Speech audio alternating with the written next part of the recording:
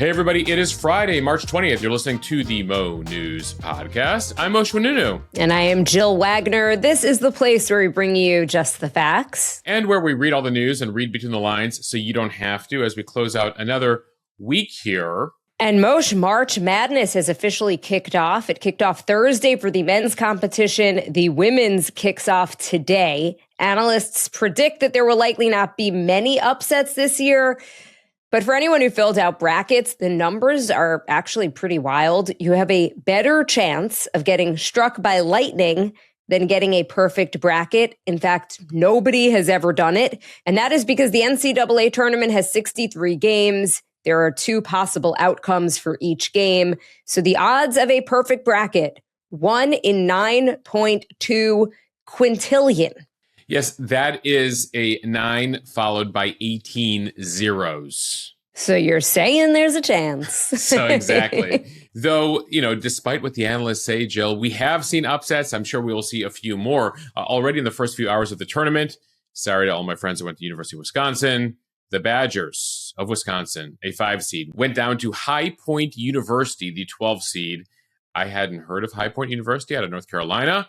But a big deal, High Point getting their first ever tournament win there. And so there's already a whole bunch of brackets that have been busted, so to speak, just a few hours into the tournament. Including mine, Moshe, because Ohio State ranked 8, lost by just 2 points to TCU, which is ranked 9.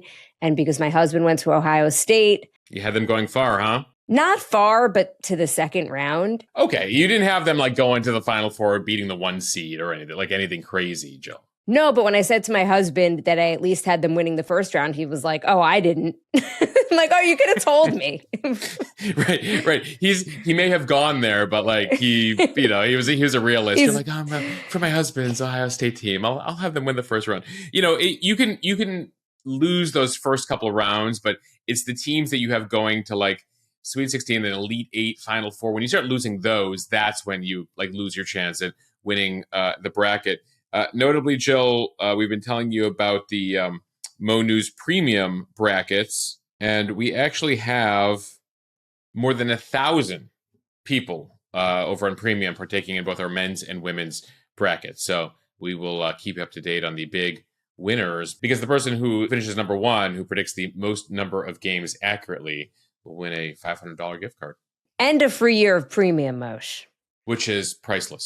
You cannot put a price on that. Okay, to the headlines now. The partial government shutdown having a big impact at the nation's airports. The warning from the transportation secretary about what will happen if this shutdown isn't over soon. Why you might see some small airports close temporarily.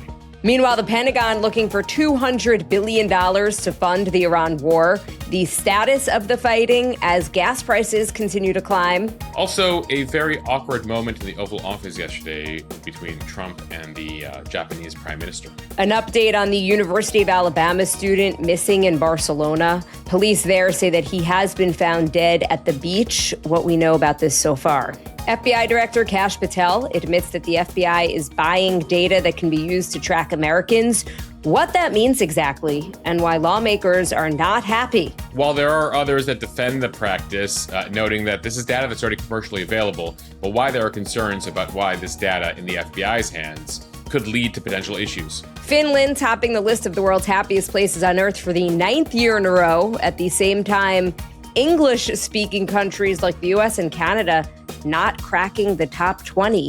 What's behind the numbers? A huge shakeup in entertainment TV. ABC pulls the upcoming Bachelorette season just days before it was set to premiere. Yeah, this Sunday night, a really blockbuster story, given that Disney and ABC sort of knew going into this what some of the concerns and risks were. This all happens as there's a larger investigation happening surrounding the would-be Bachelorette, Taylor Frankie Paul. And it's Friday. Cheers to the freaking weekend, what we are watching, reading, and eating. We know what we are not going to be watching. ABC has to figure out what to put on TV Sunday night. All right, starting with the status at the nation's airports. Many of you have been messaging us about your experiences, sometimes several hour waits to get through security, And things could soon be getting a whole lot worse. We are now on day 35 of the partial government shutdown.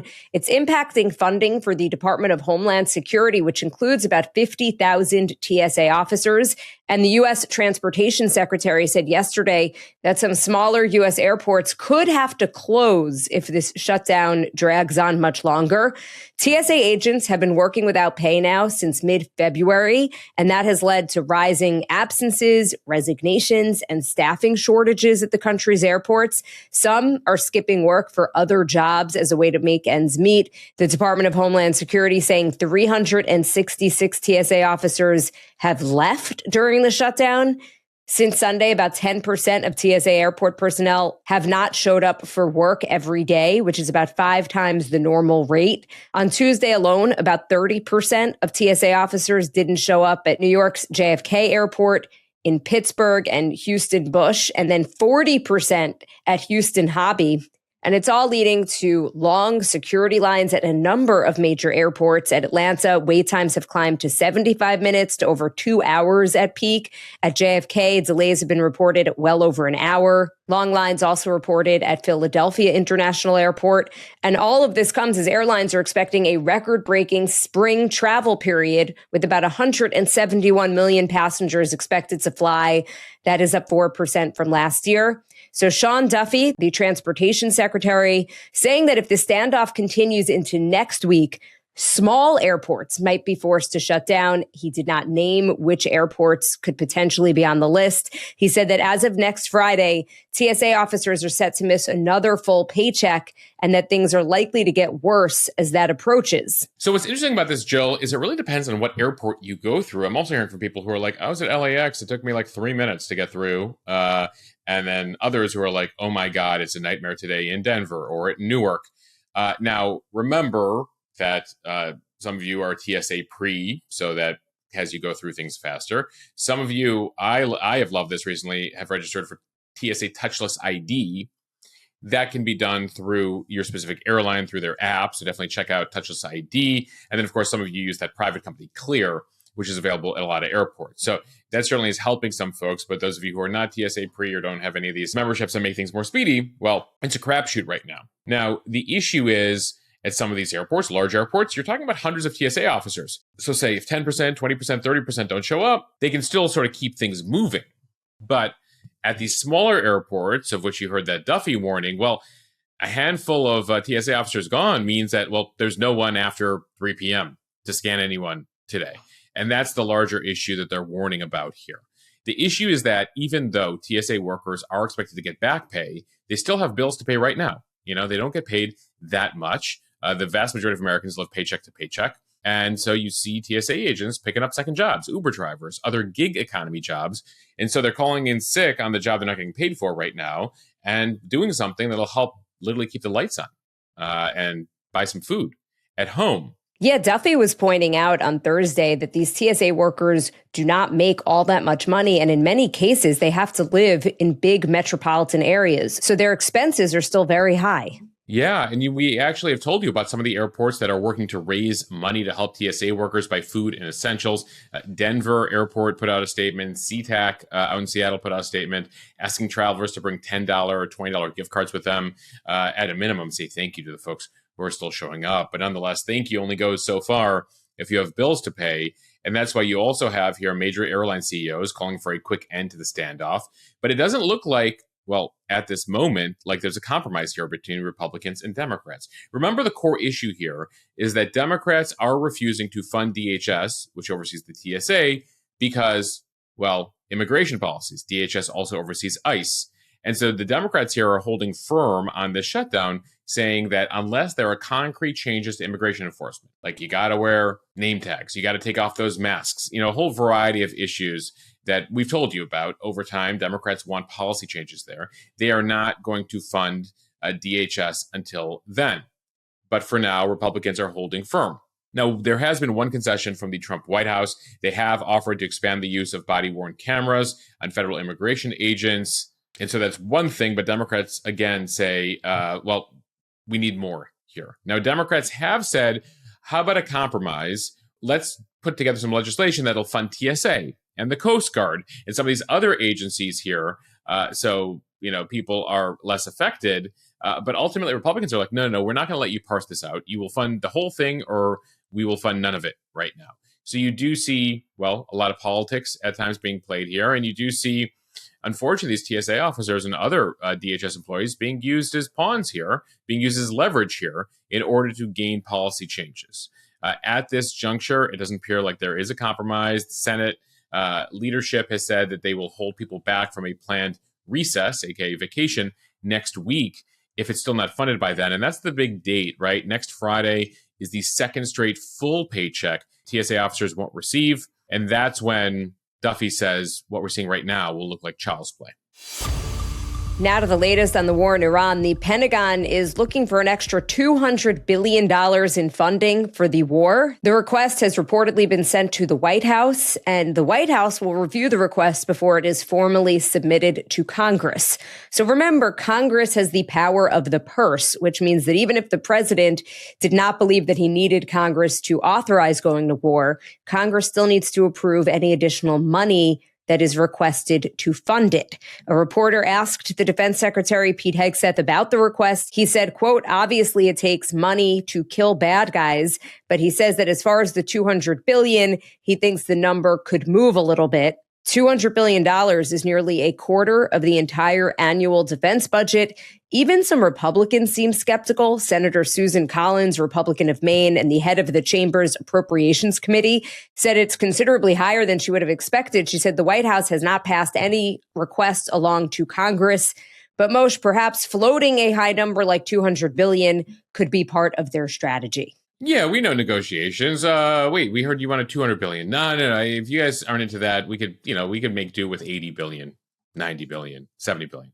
Oh, that's a deal. Much more reasonable. So, it's an expectations game, ultimately. And remember, the Pentagon officials so far have only officially talked about the cost of the war so far for the first 6 days. That was about $11 billion.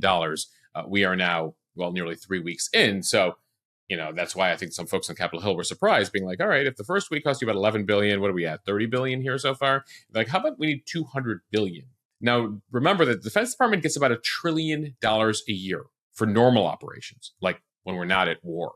And now when you drop thousands and thousands of bombs, right, on all these sites, you have all these missiles you got to take out of the air. You need those interceptors. You've also had a lot of damage to radar stations and military equipment across the Middle East. Some of those several $100 million facilities, that all gets very pricey very quickly. Plus, just moving around aircraft carriers, as this government has done between the Caribbean and the Middle East, that's all super expensive, operating these huge aircraft carriers, flying all these jets. There's fuel, there's operations, there's a lot in it. And so a big number here could be complicated for Republicans. They're already divided, right? Because there are certainly some Republicans that are more isolationist and some that are more hawkish. And then you have the fact that some of them are just fiscal conservatives who are like, we can't, at a time where we're nearly $40 trillion in debt, just be spending money left and right. One of the big criticisms you heard from Trump on the campaign trail was all this money that was spent on foreign wars needs to be spent here in the U.S. So there's certainly going to be some who are looking to have a larger discussion here as the Pentagon comes to Congress. Now, at the end of the day, given views of the military, views of the Defense Department, it will get funded. But there will be a debate here that we will watch unfold as we start to really get our head around the costs, at least the financial costs of this war. As for the situation on the ground, Iran escalated strikes on oil and natural gas facilities in Qatar, Saudi Arabia, Kuwait, and the UAE on Thursday. That's retaliation, they say, for Israeli attacks the day before on its South Pars gas field.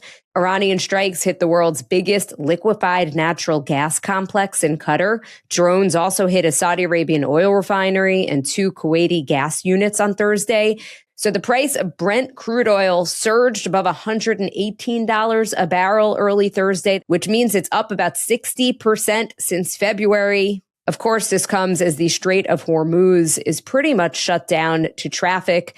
Before the war, about 20% of the world's oil flowed through the strait. Now, the price of crude did drop by about $10 or so later Thursday afternoon, but this is part of the pattern that we have been seeing.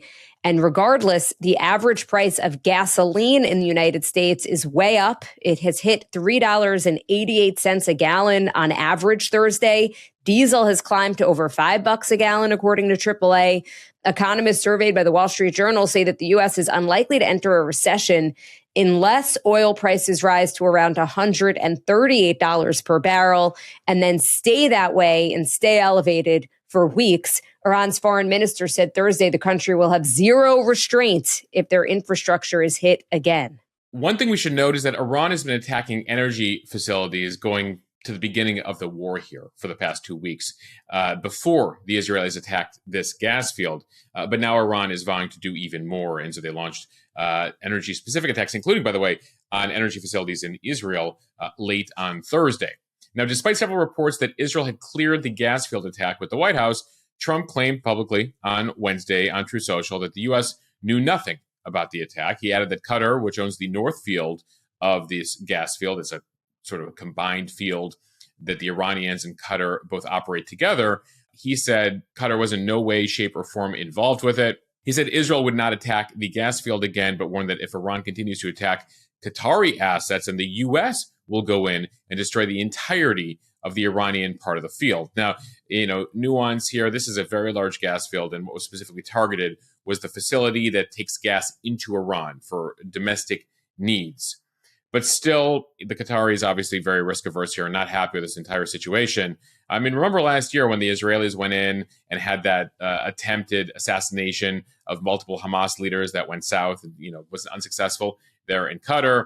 It led to a whole international incident. It led to the scene at the White House where Trump brought Bibi in, held the phone while Bibi read a scripted apology to the Qatari leaders. So if you're reading between the lines here, there is a 0.000% chance that Israel did not clear this with the U.S., given what unfolded last year and given how sensitive the Qataris are. But for public consumption purposes, Trump has to be like, oh my God, I can't believe this happened.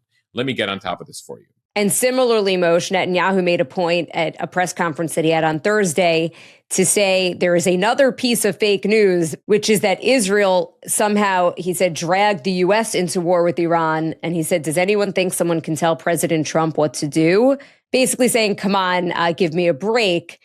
I don't think any two leaders have been as coordinated as President Trump and I. He's the leader. I'm, his ally. Well, I misled no one, and I didn't have to convince President Trump about the need to prevent Iran from developing its nuclear program, putting it underground, and being able to launch nuclear-tipped missiles at the United States. He understood that. He explained it to me. I didn't explain it to him. At the end, what is the task of leaders if you're a leader? The most important thing is to assure the security of your people. And that means identifying danger in time.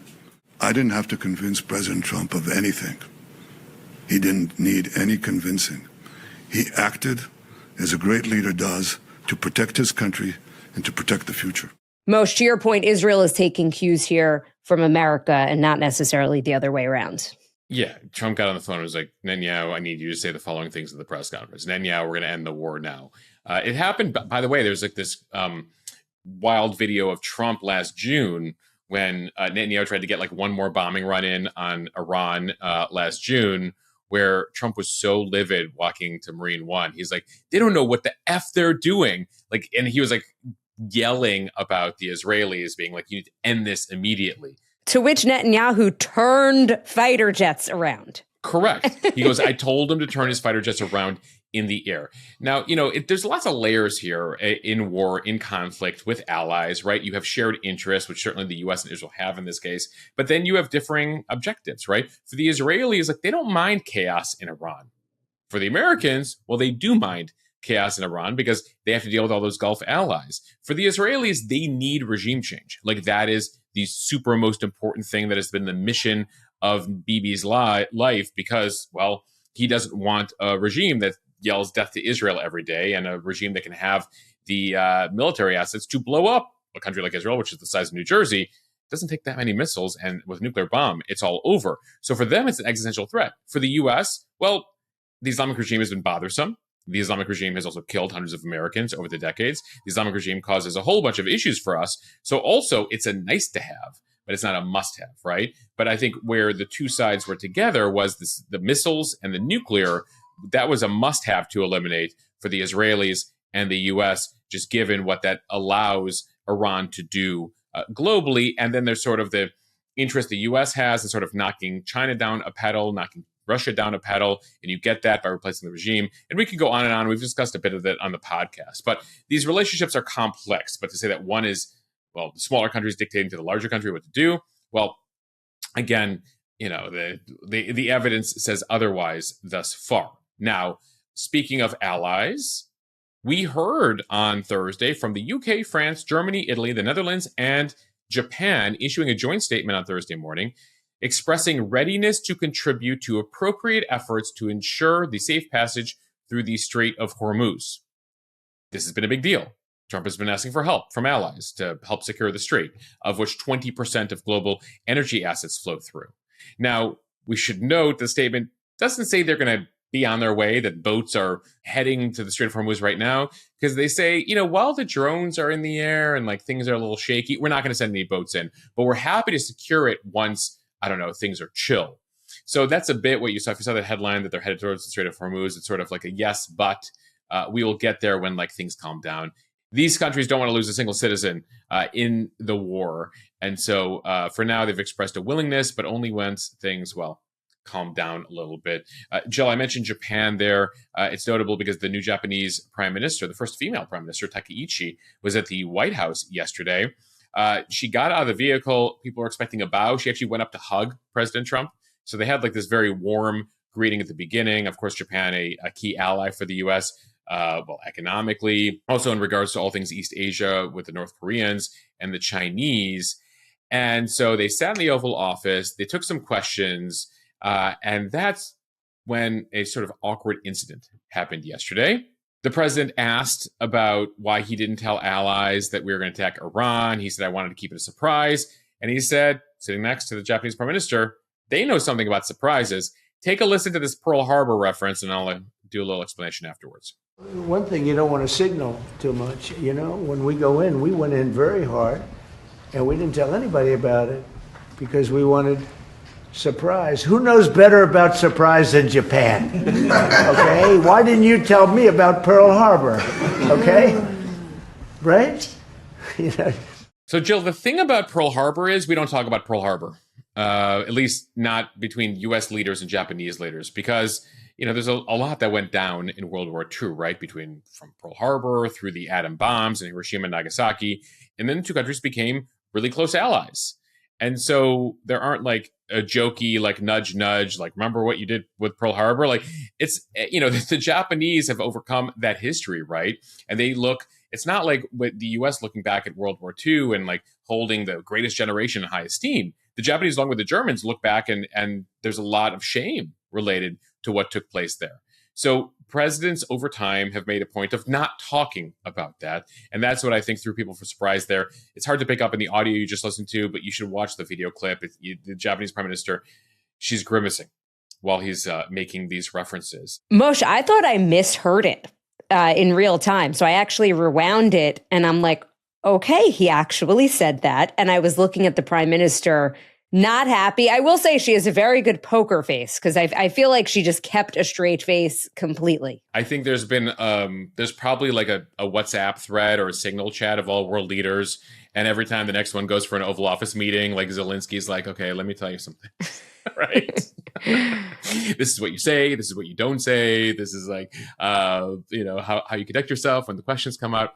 Anyway, nonetheless, interesting. And there was actually a exchange last June with the German chancellor in the Oval Office, where the German chancellor referenced D-Day and the D-Day anniversary. And Trump was like, oh, that was a really bad day for your guys. And he's like, no, it was actually the beginning of the liberation of my country from the Nazi dictatorship. And Trump's like, oh, yeah, that's a good point. So, Trump has done this in the past with these like World War II references, and the world leaders are trying to explain to him, well, there's another way to think about that. Now, I know one of the big questions going into this weekend is, when is this war going to end in Iran? Notably, Netanyahu, as you mentioned, did a live news conference yesterday, and I emphasize live because there's been all these rumors that he's dead. The Iranians have put this out, even as we've posted about it this week, Jill, there's people in the comments being like, that's AI, that's AI, that's AI. I mean, we live in a world now where unless you're out there and like literally holding people's hand, they're like, that's AI, that's AI. Anyway, so he went live before the media. He's like, okay, you guys all see I'm alive here. I will take some questions from all of you.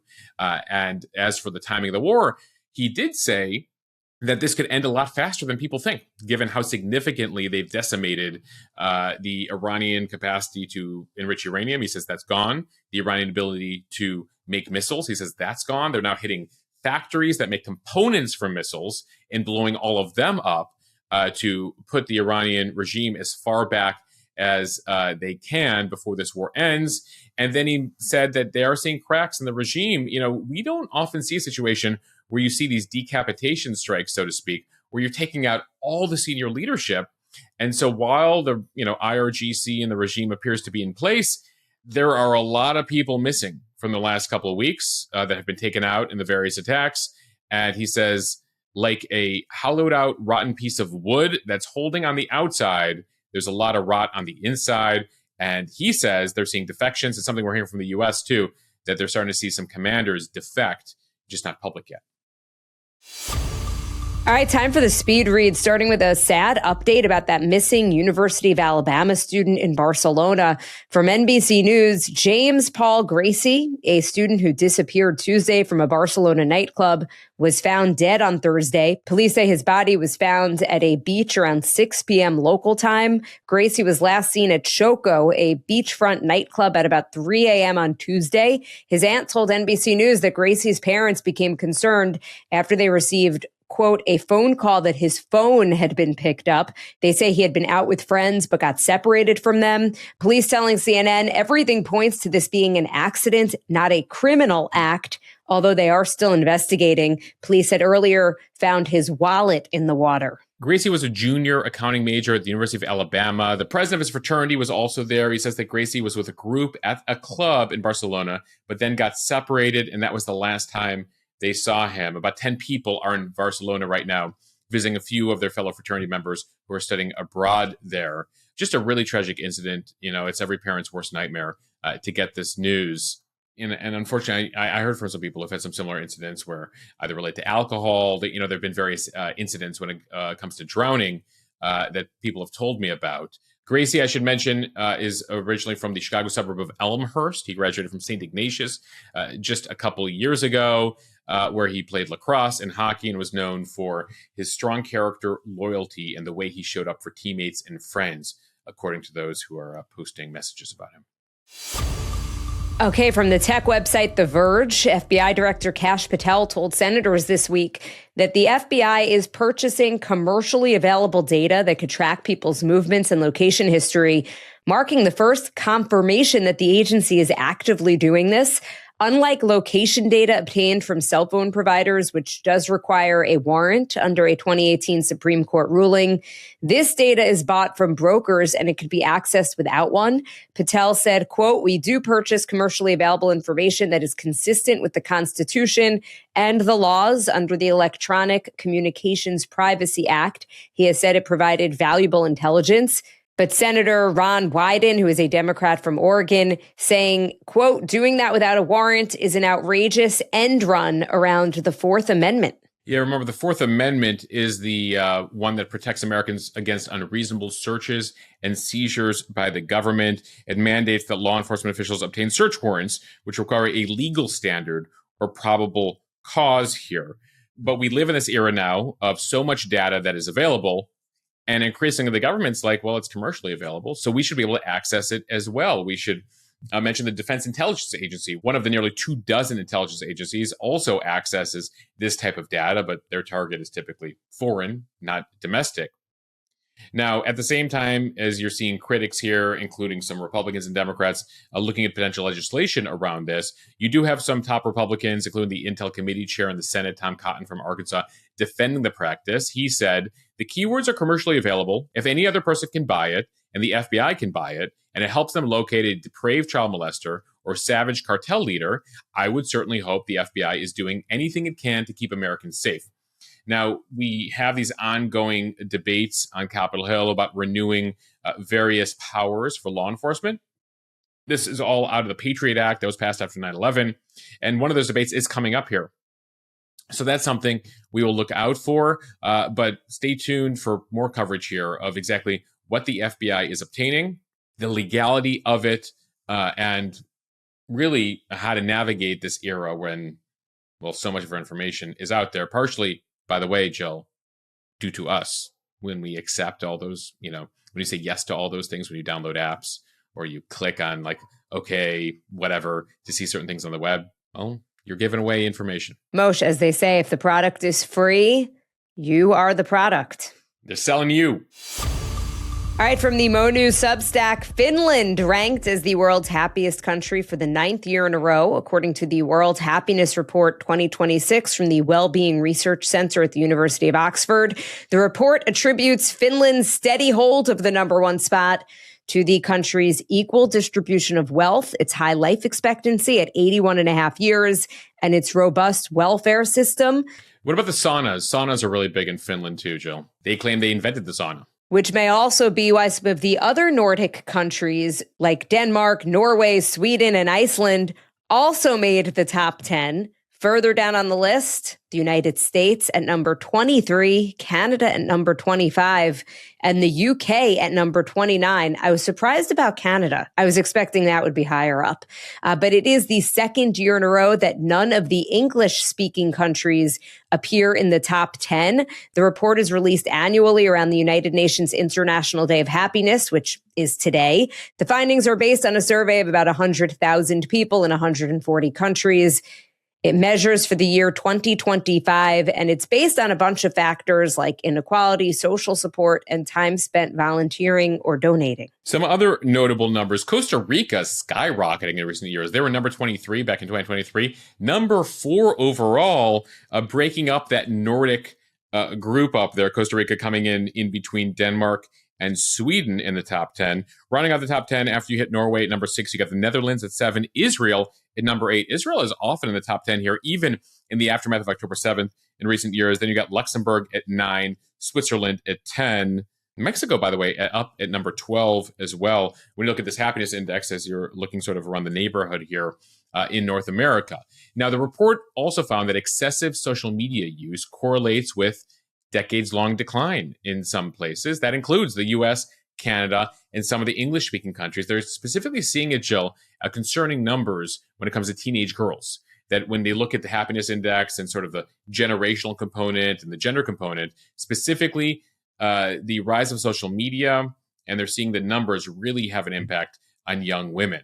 Now, they do find that limited social media use, 1 hour or less a day. I wish I could be in that group, but unfortunately, well, occupational hazard, Moshe. Occupational hazard. 1 hour or less a day is correlated with higher well-being than no use at all. So sort of like, some other things we've talked about, moderate use is actually the ideal amount.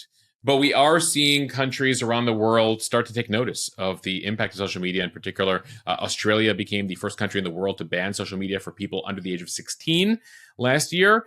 Jill, will be seeing it later this month in Indonesia, one of the largest countries in the world.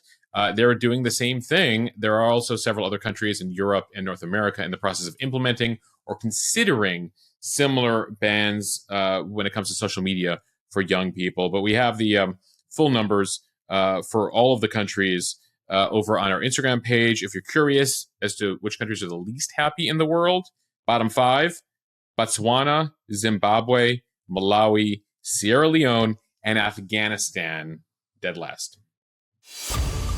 Some media news now from the New York Times and People. The Bachelorette, a mainstay of ABC's dating show ecosystem, has been slipping in ratings and relevance since its peak in the late 2010s.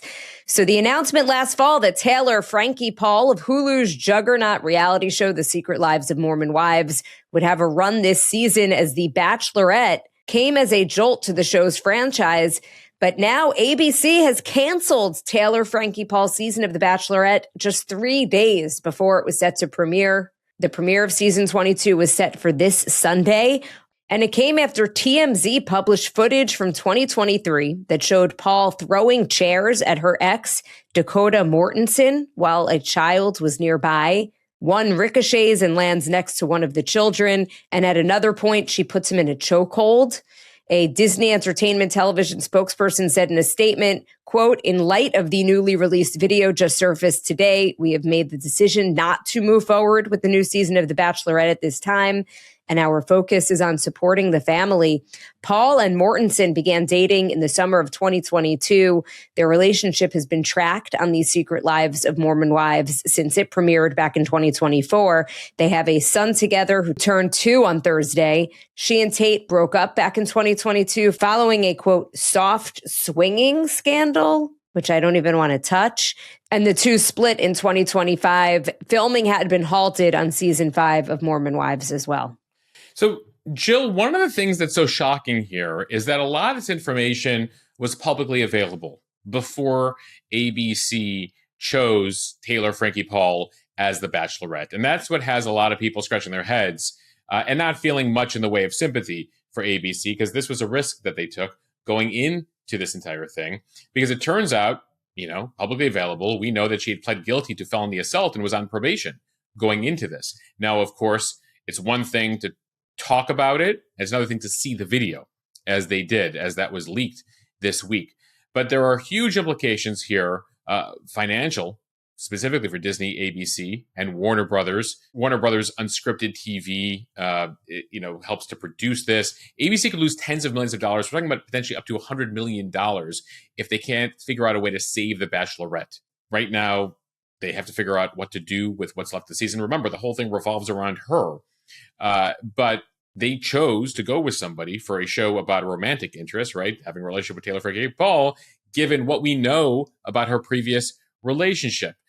There are huge issues when it comes to the post-production staff. They're going to have to pay them. You're going to probably see lawsuits around that. If you've watched The Bachelor, Bachelorette, there's all these hotels and airlines where there's you don't pay these airlines or hotels necessarily, but they get, time on television. They're not going to get that. So there'll be payouts there as well. So there are a lot of complexities that Disney is dealing with right now.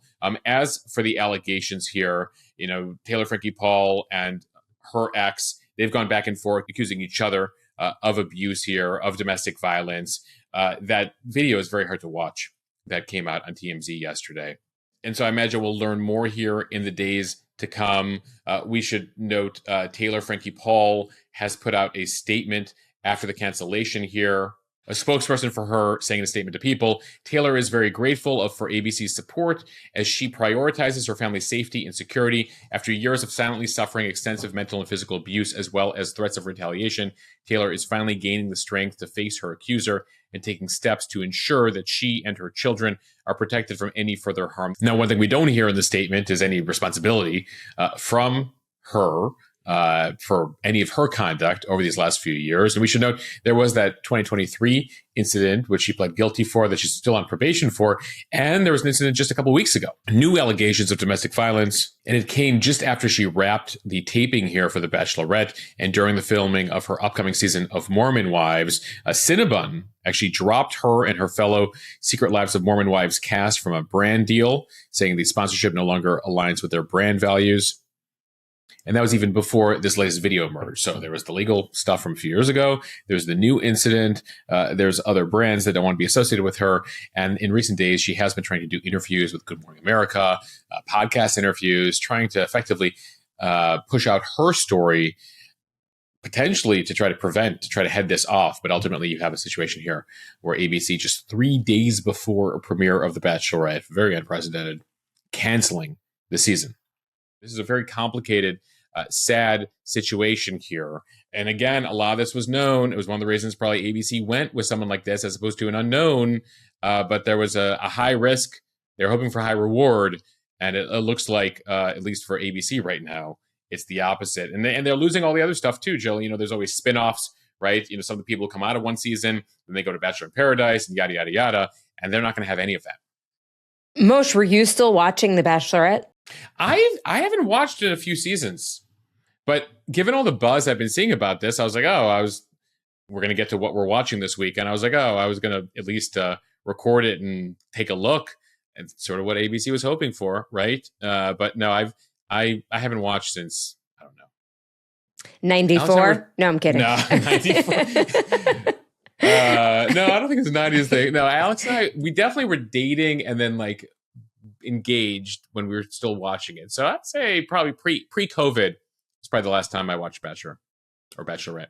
But I mean, we talk about this, but this is a real serious issue here. You know, the domestic violence and some of these very serious issues. And so unfortunately for people who are victims in those types of relationships, this is certainly very triggering for them. There are a lot of situations like this where abusive spouses are videotaping. Sometimes it's one side, sometimes it's one another. And it brings to light some very serious, very concerning issues that unfortunately we hear about often in abusive relationships. All right, it is Friday. Cheers to the freaking weekend. Time for what we are watching, reading, and eating. Moshe, what are you watching? Well, we talked about what we're not watching, but what we are watching, Jill, I think we're both watching the NCAA tournament this weekend. This is probably the most fun weekend because you have games going on 4 different networks all day long. I should mention, I didn't realize it was coming back, but The Comeback on HBO Max is back for season 3, 12 years after season 2. That was the Lisa Kudrow show that was on for a couple seasons. It was kind of a fun show. And so we'll see what The Comeback comes back with on HBO Sunday night. Jill, what are you watching? Moshe, I am definitely going to be watching the NCAA tournament, specifically my hometown school, Hofstra, playing Alabama today at 3:15 p.m. So I'll look forward to that one. And I'm also looking forward to Imperfect Women. It's a new show on Apple TV with this great cast, Kerry Washington, Elizabeth Moss. The first 2 episodes premiered on Thursday, and then I imagine it'll be 1 per week going forward. All right, Moshe, what are you reading? So there's a new book out by Madi Friedman. He's a journalist. He spent many years covering the Middle East and Israel. He has a new book out called Out of the Sky that tells the story of young Jewish refugees from Nazi Germany who parachuted back into Nazi-occupied Europe in 1944 on a British mission. So they were able to escape the Nazis and then decided bravely to literally parachute back in. He talks about their story, the line between myth and reality, deeper stories of heroism. Really interesting review I read about it, so I'm going to check that out. What are you reading? All right, Moshe, an article from The Atlantic that piqued my interest. It's something that we've actually talked about here on the podcast. The article is called, "Why is it so hard to make a good weather app?" We asked the dark sky guy what it takes to get the forecast right. So Moshe, as you and I have discussed, we loved the dark sky app. R.I.P. Dark Sky. Yes. It seems like the only weather app that could actually tell you when it was going to rain down to the minute. Apple, meanwhile, bought Dark Sky. We have not seen it since. They ruined it. Apple claims that Dark Sky's features have been integrated into Apple Weather, but I don't see it. If it did, they messed it all up. Anyway, look forward to... I actually, given my interest, Jill, one of the things I advised on a couple years ago was the creation of the Fox Weather app and Fox Weather Channel. So I have high interest in this as well. All right, Jill, what are you eating this weekend? All right, I have a new recipe that I want to try. It is 15-minute honey garlic chicken. I basically just Google easy chicken recipes and see what comes up. And this one looked great. I found it on the website Family Food on the Table. So I will link to this on my Instagram account for anyone who is interested. And I will let you know how it is. It looks delicious. Moshe, what are you eating? Jill, I just heard about Icelandic yogurt called Skyr, a company called Icelandic Provisions. I don't know, Alex sent it to me. She's like, do you want to try this? And so they have like strawberry and lingonberry flavor. They have wild blueberry flavor. Maybe that is one of the reasons why Iceland is like the top 10 happy countries, is because they're Skyr, their yogurt. So I'm going to have it, and then I'm going to be really happy on Monday. I'll let you know how it goes. Moshe, so eat that yogurt before or after the sauna? We're combining Nordic traditions, Jill. Icelandic skier, Finnish sauna. I actually spent a summer in Finland back in 2007. So on a separate podcast, I can just take you through all the things I learned about Finland and the sauna and the various traditions. You know, I am a quarter Finnish. Well, I'm happy to brief you on the so other tell me 3/4 everything that you're missing. All right, everybody, thank you for listening to the Mo News podcast. If you like what you hear, please share this with your friends. It will help us grow. Follow us, subscribe so you do not miss an episode. Review us kindly in the App Store. All of the reviews help.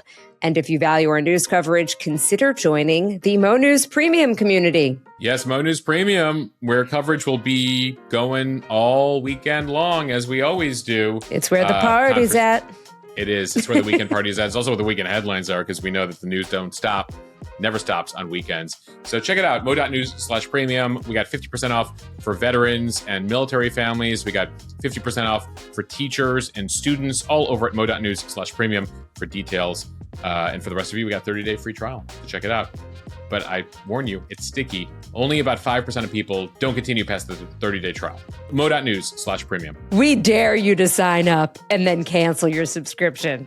Impossible. In fact, I'm going to show up at your door being like, what What did I do wrong? What did I do wrong? All right, everyone. Have a great weekend. We will see you back here on Monday. See ya. Hi, Olivia. Thank you for listening to the Mo News podcast with Jill and Mo.